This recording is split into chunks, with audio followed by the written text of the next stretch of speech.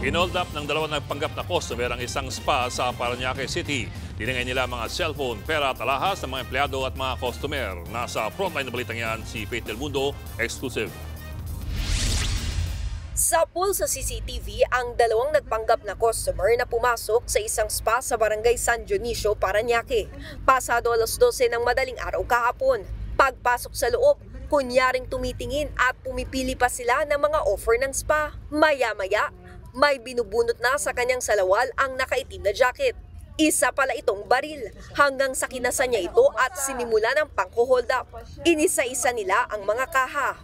Lumapit pa ang isa sa kanila para sirain ang CCTV. May tinangay din silang itim na bag at saka sila umalis at tumakas ng spa. Ayon sa mga pulis, 10 cellphone pera na higit 5,000 piso ang tinangay ng dalawang hold-upper.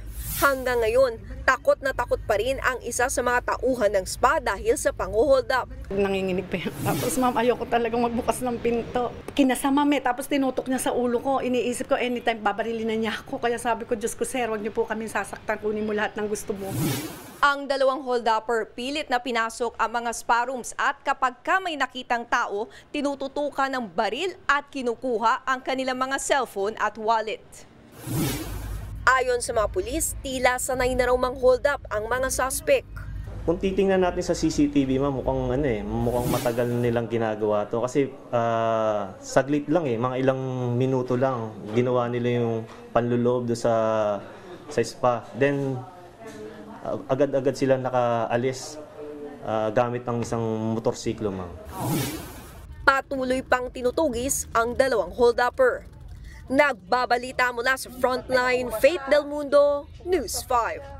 Mga kapatid, Ed Lingaw po, maging maalam at may pakialam sa mga napapanahong balita sa ating bansa.